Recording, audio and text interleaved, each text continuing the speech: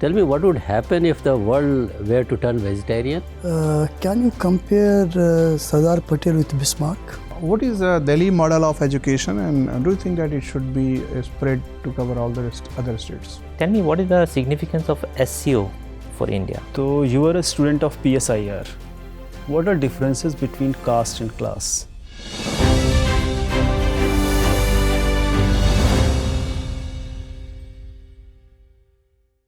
May I come in, sir? Yes, come in. Good morning, sir.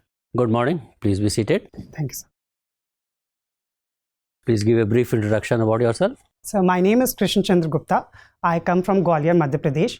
I have done my schooling from Kendriya Vidyalaya Sangathan. There I got the opportunity to become the school people leader, and there also I got national debate winner. Later on, I did my electrical engineering, and post that I have a brief instinct as an advisory analyst in Deloitte USA. And post that I have been preparing for this examination. My hobbies include cooking. Thank you. Krishna, you tell me you are basically an electrical engineer.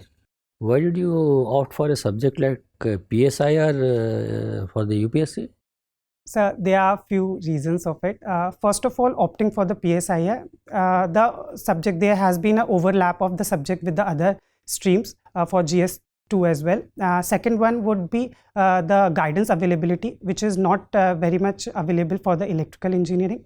And third would be the expanse of the subject. PSIR is much smaller than in comparison to the electrical engineering.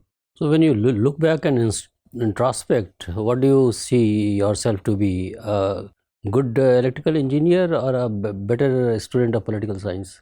So a person who has the electrical engineer as well as the political mindset together. Okay. Your interest is also cooking vegetarian food, isn't it? Yes, sir. Tell me, what would happen if the world were to turn vegetarian? So first of all, there would be both positives and negatives of it. Positive would be the methane emission that has because of the agriculture as well as the animal husbandry would be reduced. Second one would be the sickness or the disease caused by the animal like the corona would also be, chances would be less. But at the second time, the negative would be a huge industry as well as the choice of people would be reduced. So in that way, it will have the both repercussions. What impact would it make on public health system? So it would be positive, I would say, because there are few issues, few animal caused diseases such as the bird flu as well as the other, which will be reduced. But at the same time, these animal based products provide protein to the health of the persons, and therefore there would be chances of more malnutrition in the public. You are an electrical engineer, you said. What is the significance of electrical vehicles in India? So electrical vehicles is very important when it comes to India's energy security. We are 85% dependent on the import for the oil, and in that way it is going to save our forex.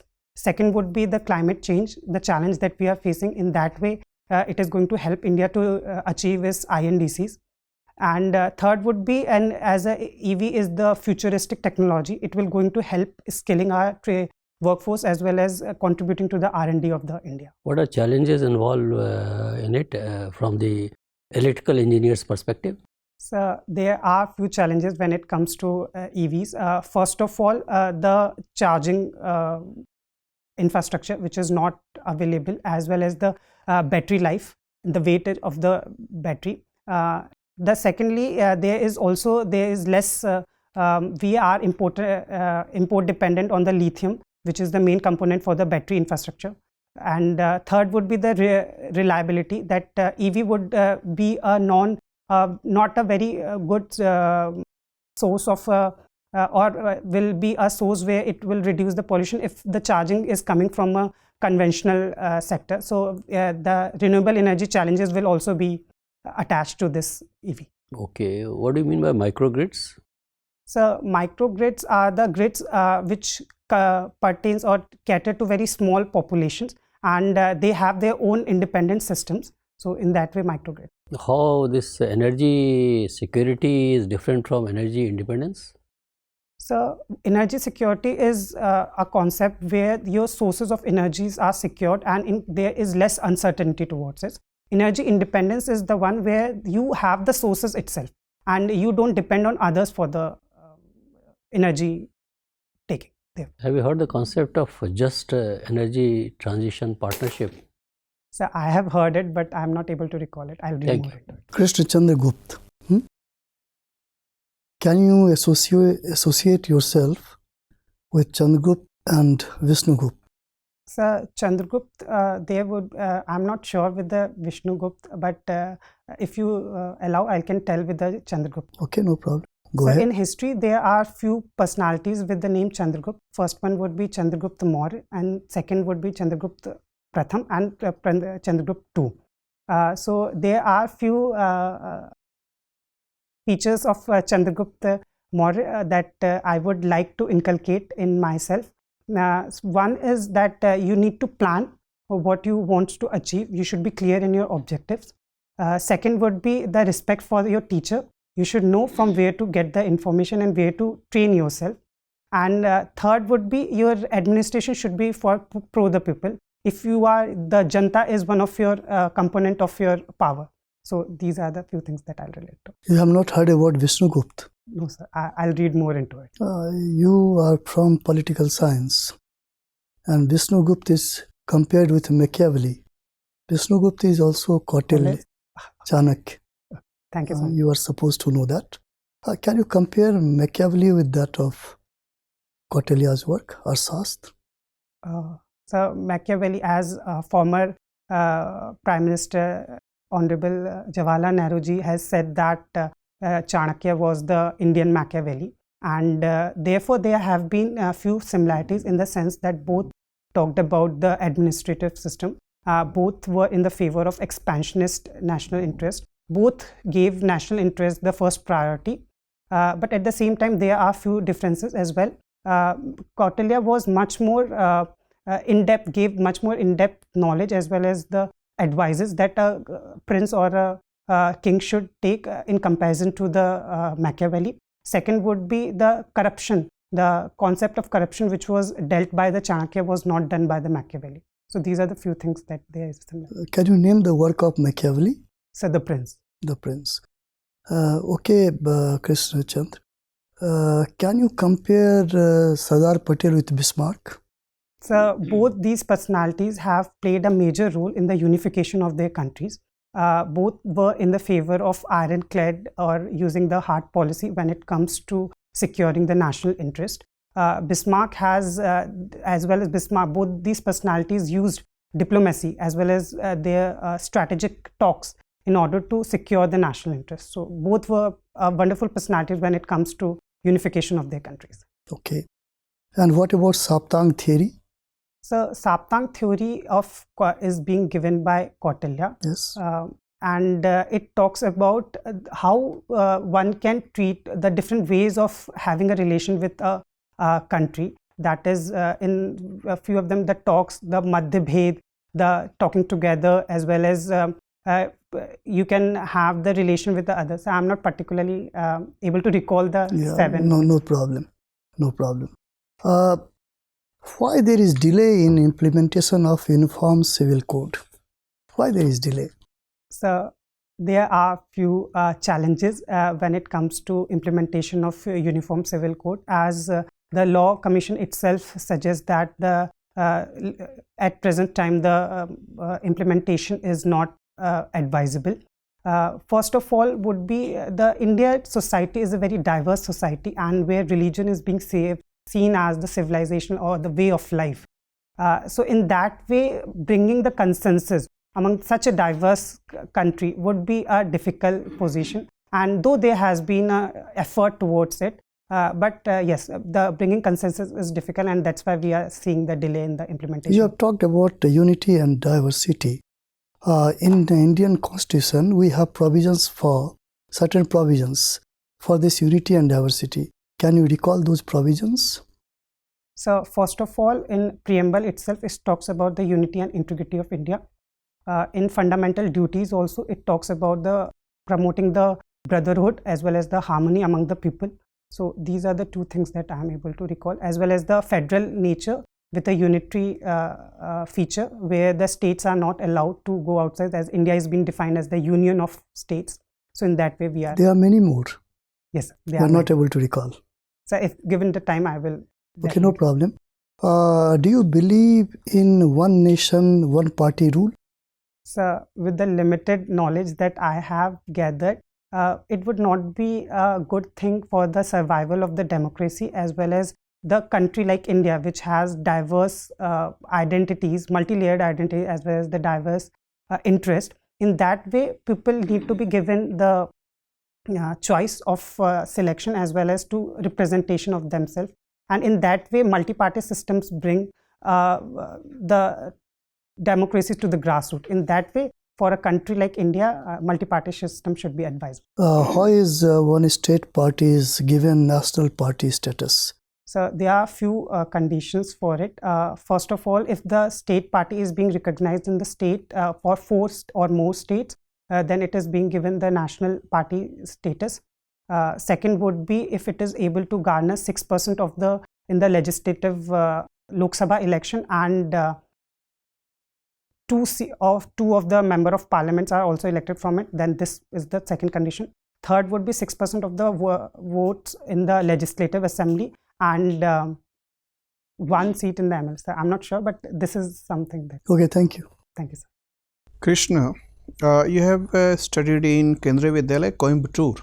Yes. And central government runs many schools. One set of schools are called Kendriya Vidyalaya, another set of schools are called Sainik schools, yet another category of schools are called midday schools, and there is a fourth category called Navodaya Vidyalayas.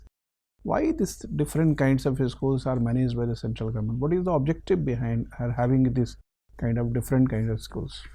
So I may not be able to pinpoint the reason, but if we see that the objective of these schools are different. For the central schools or the Kendriya Vidyalaya, it is particularly pertaining to catering the needs of the central government employees. Initially, it was for the soldiers, so that a uniform education system can be provided to the wards of the soldiers, and later it went to the central government employees. And so even the Sainik and the military, the objective has been to train our youth in order to so that they can get some of the qualities of the defense personnel, and so they can be taken into the military. So these were the objective of establishment is different, and therefore the name. It is understandable. In colonial period, it was a declared objective of Britishers to create a class of Indians who can serve them first and not necessarily the nation. But after adoption of Republican Constitution, do you think we should create a different class of young persons trained through institutions which may lead to more inequality in society? They become a kind of elitist group of citizens. So as the preamble says, we the people of India, and therefore there should not be any class of the institutions or any class of the people. But at the same time, I would suggest there is some professional efficiency is being needed in particularly some of the subjects or the fields such as medical or engineering, where a professional knowledge is required. So an equal opportunity should be provided to everybody, and those who are able to clear it and those who are able to get trained into it should be allowed. Otherwise, there should not be a particularly set of the people that is what was proposed in British time. Okay. Nowadays, you know that government has privatized openly the school and college and university level, and is privatizing more and more. Don't you think that this kind of privatization of education is creating unequal opportunities to different set of citizens?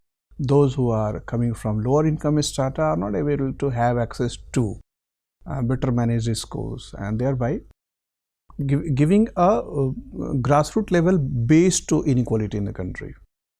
So this is one of the challenges that we are facing in India, and it could be seen as one of the failures of the present or the government, that we are not able, and the impression has been that the education is good in the private institutions and it is bad in the government schools. And second would be the government not providing the grassroots education to everybody and the availability. And so does this challenge comes into the picture.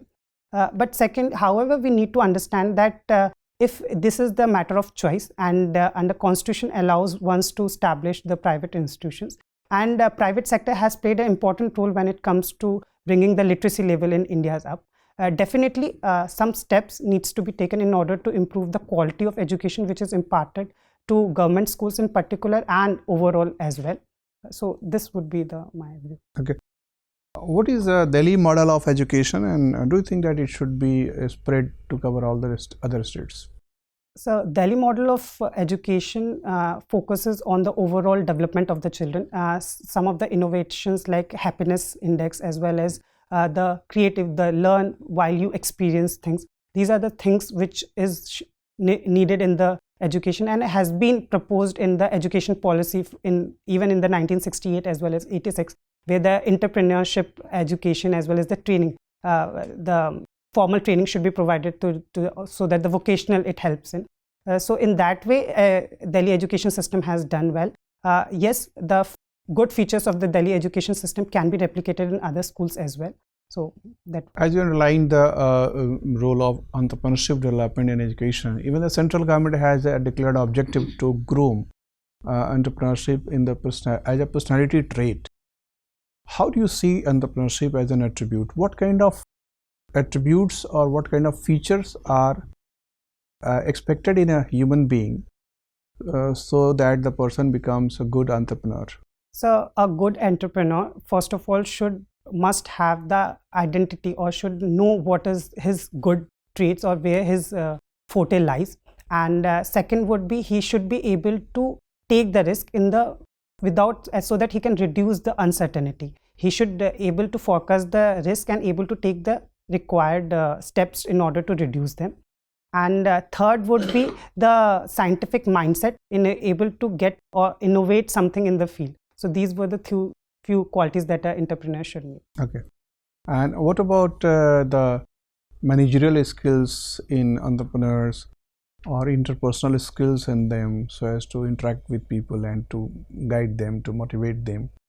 Do you think these are essential attributes of an entrepreneur? Yes, sir. These are the leadership skills that a person should have in order to lead a company, such as the emotional intelligence, as well as able to bring a team spirit, so that a person cannot take the company forward, the team takes the company forward. So in order to have a team who is motivated, to achieve the overall or collective objective, in that way these skills are very much important. My final question is that in last few decades, 3, 4, 5 decades, it has been seen that the administrators today are not very enterprising. They are very afraid of or hesitant in taking risks and initiatives. They are not having their scholarly reflections on the situations they work in. In the past, the administrators used to be very good authors, and they have developed many subjects in our country. Why the quality of personality trait in administrator in India has been declining? So there could be few reasons of it. First of all, the increasing workload, and with the churning of democracy, we are seeing a lot more services which are being provided to the citizenry, and therefore the workload of the administrators have increased, and therefore they were not able to much focus on the increasing the entrepreneurship. Second would be a reason which was even indicated by the Niti Aayog report, that journalistic mindsets of the administrators are not helping India to in the fields where the professional expertise is being required. So in that way we are seeing such, but at the same time there have been examples where administrators have done extremely well when it comes to whatever the policies that we are seeing are the fruits of the innovations which were thought by some administrators. So so still there is an entrepreneurship. But yes, definitely a workload should be less in order to have administrators to have more innovative. Okay, thank you. Thank you, sir. Krishna Chandra, Sir. have you been to Jaivilas Palace? Yes, sir. At a very early age, yes, I have. Why is it so famous for? So Jaivilas Palace has been famous for, first of all, its golden, the roof of one of the hall is being painted with gold. Second one would be the weightage of the jhumars. It is seen that the jhumar can take the weight of around 1 elephant. So that is two. Second would be once it was the longest pagdi, the safa that is being is being projected there. And fourth would be the silver, the chariot being made up of silver, as well as the dining with a silver tray. So these are the few things which Jaivilas Palace is famous for. Okay. So you are a student of PSIR. What are differences between caste and class? So there is a major difference between caste and class.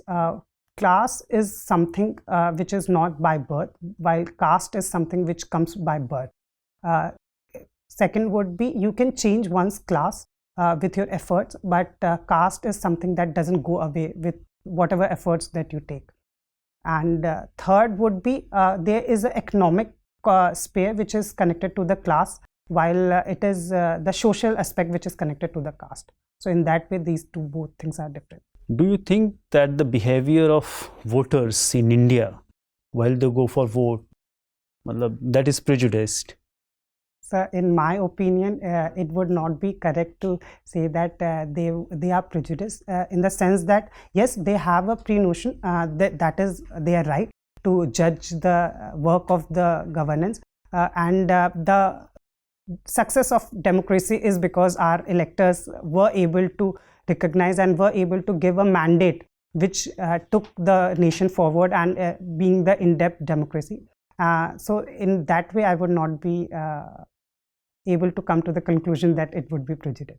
Okay, but you would have seen a small kind of issues which are being raised during the election time or just before the elections to make a goal to get maximum votes.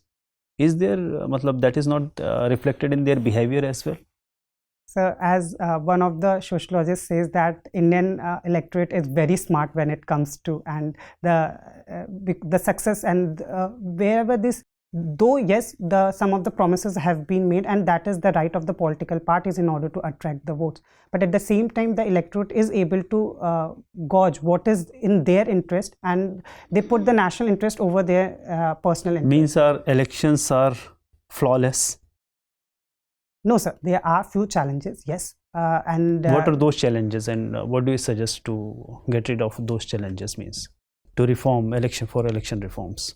So first of all, the increasing criminality in the politics, and which is around the report suggests that 43% of our honorable members of parliament have cases pending against them. So in that way, first criminality should be removed. The solution would be, as suggested by Supreme Court, that there should be much more filtration when it comes to the political parties selecting the candidates, and there should be a much more awareness that the information be imparted to the electorate. Okay. Second would be the terms of nota that we are seeing in one of the recent elections in Nagaland.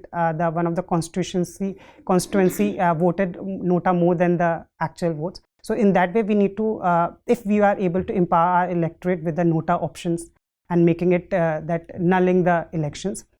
Third would be the muscle and money power that we are seeing. A lot of funds is being utilized in these elections, and which makes the society vulnerable to the fault line. Third would be the actual cost which is involved for conducting this election. India is always in the process of every... If I would ask you just one reform you would like to tell about this elections. So one nation and one election or two elections. Okay, thank you. Krishna, yes. You come from Madhya Pradesh, right? So Madhya Pradesh government wants that all its resources and all its jobs should be for the youth of Madhya Pradesh only. How do you see this trend? Is it good for India as a union of states?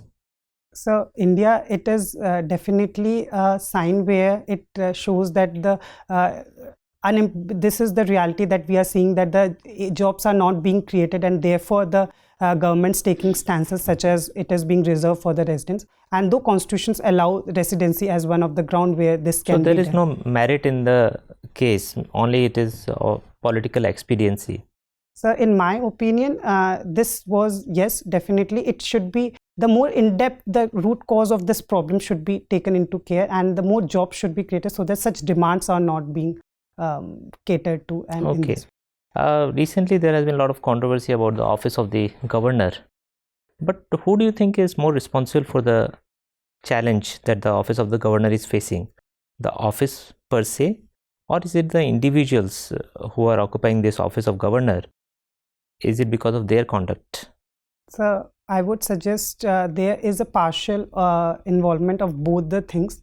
There has been some of the discrepancies or discretionary powers, I would say, sorry, a discretionary power which is available to the governor, and therefore constitutional as well as the situational, and therefore what we say the rule of law would be eliminated, and there would be some discretionary of the personal.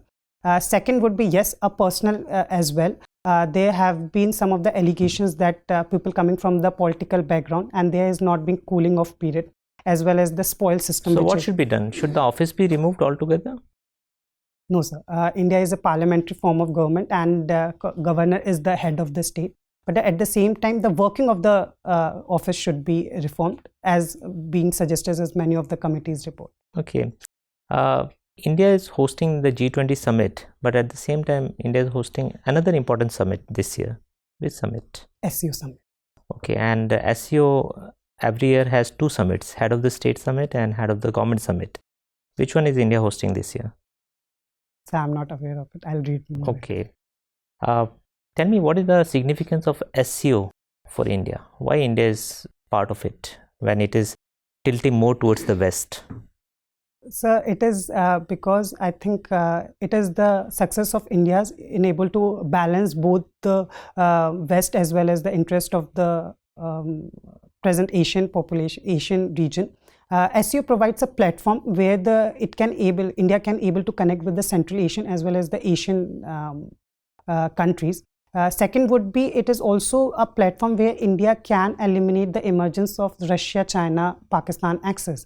In that way, India has to be present in the diplomatic high table in order to whatever decisions are being taken in the region, so that India is also a member in it. Okay. Krishna, you also like to cook only vegetarian North Indian dishes, right? So tell me, there has been a lot of debate about the food choices. Now, if on one side we have cultural sensitivities regarding certain food items, and on the other hand we have individual freedom of choice to eat whatsoever one wants to eat. So on which side do you lean? Should it be more regard to the cultural sensitivities of people as a group, or it should be about the individual? The freedom of individual should remain. So with all respect to the vegetarians as well as the non-vegetarians, in my opinion, as the one of the judgment in the Honorable Supreme Court has also given priority of individual rights over the collective rights. So in that way, I would suggest the choice of the food should be taken into care. However, because we come from a society which has diverse relationship, and the society survives when the individual contributes or recognizes itself with the society. So a human approach, as well as some of that we see that in Ramadan months, the Hindus, the non-vegetarian shops get closed, in the Muslims get closed their shops. So in that way, adjustment and according to the one's respecting one's cultural identity. So in that way, the approach should be. Okay. Final question to you. You have worked with Deloitte, right? So which are the big four consulting firms? So starting with Deloitte, second one is PwC, third one is KPMG, and fourth one is EY. Ernst & Young, right? Yes. A follow-up question to that. What is the BCG matrix? And if you can explain like all the four quadrants very briefly. So I'm not able to recall BCG matrix. Okay, I'll read more. Thank you. Thank you. You share name with a very prominent Urdu and Hindi writer, Krishna Chandra. Yes, sir. So have you read his works? Unfortunately, sir, I have not. During the preparation itself, I came to know this member, that person that I share with him. What is his contribution in the field of literature and in the field of politics, both? So in politics, I'm not aware of. I'll read. But in terms of the literature, he has written few books which are even made in the Bollywood movies as well. I'm not able to recall the names of the book, but he have written prolific work in the Hindi as well as the Urdu. He had written a book called Uski Roti. It was filmed. He has written a very interesting book, Ek Gadhe Ki Atmakatha. Yes, sir. Have you heard of that? Yes, sir. This is the very famous. So what is the central theme of that? So I'm not able to read that book. I'll definitely, once gets time, I'll definitely would like to read that. Okay, thank you very much, Krishna. It was nice talking to you. The interview is over. You may go now. Thank you, sir.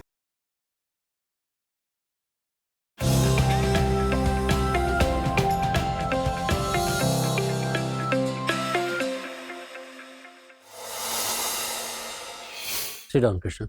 Thank you, sir. Krishna, this is going to be your first interview. So second interview. Second interview. When was the first? Sir, 2020. 2020. How much marks did you get? 185. 85. So you are a wonderful candidate to talk to, and you have already faced this interview once. So nothing much to advise you at this stage. More so when your interview is only on 12th, 3-4 days away. You are a wonderful candidate, no doubt about it. Last year you must have done extremely poor in your mains, Yes, sir. isn't it? So this time, how was your performance? So it was good. PSIR is not working for me actually. So this time I'm hoping that PSIR marks, total overall marks goes up, and that's why I missed very like with 7 marks. I missed 7 marks. general category. I think you are capable of getting into the IAS proper also. It all depends on how you have performed, how you have been rated in the mains examination. Interview, you have obtained 185. You are capable of obtaining this marks. No issues with that. You are a very pleasing personality. That is the best part in you. So board members will like to interact with you.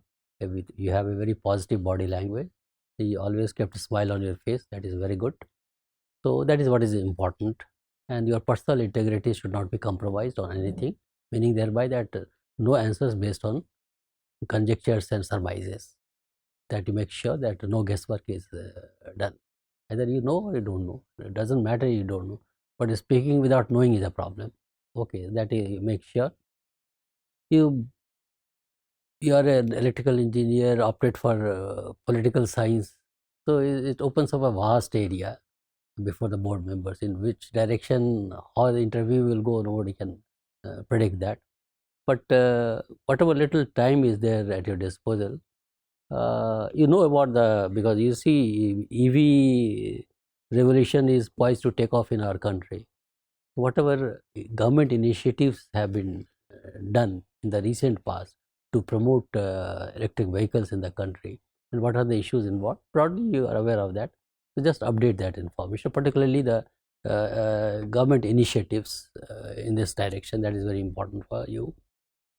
Then there is the government's commitment to move towards net zero by 2070. So issues on carbon emissions, transit to green alternatives from fossil fuel, these are important areas of concern for the country, also for the government as well. So these areas you just update your information and make your opinion very balanced and fact based. That is very important. Green hydrogen is one such concept. So what is the green hydrogen? What is the future? What are the issues involved in that? That is very, and that in that context only we asked you about the partnership thing, that you go back and read on that. So that is as far as your electrical engineering is concerned, because you see energy sector is a big sector in our country, and government focus is there on energy sector also. So what works are being done in the energy sector that may take you to the environmental concerns, as we have just now discussed. So energy, power, environment, these 3 are very important for you. Now coming to political science, what question will be asked? Very difficult for anybody to say. We try to ask you questions regarding Saptang theory and all that. So very little time, so I will not suggest much. Whatever is possible, just broad contours of political science you should be able to understand. And then otherwise, on cultural sensitivity and individual choice also, I mean, if you want, you can be very clear about that. I want this. Otherwise, this is also a kind of a question by not taking a stand is also a stand, isn't it? So that is okay. I mean, no issue. While exiting, you said namaste. So it is voluntary, or somebody has asked you to do like that? With your folded hands, you said namaste to all board members. I didn't say namaste. It was like thank you. So it was voluntary. It was voluntary. Anyway, it has good and bad also. Very difficult to tell you, but I normally thank and go back. That's it. That's it. Otherwise, you are a wonderful candidate, and you have already proven your mettle. So not much. Just take care of this and relax, and be your normal self. That is what is important, and give your answers as per your conviction. All the best to you. Thank you. All the best. And you have any specific question to ask? No, sir. Thank you. All the So best. just if there is something that I can improve on getting it 200, because 3 days are there, 4 days are. There is always scope for improvement. Even if you get 200, still there will be a scope for improvement, isn't it? Yes. Just have confidence in yourself and pray that it goes well. Okay. thank you, All sir. the best. Thank you. All the best.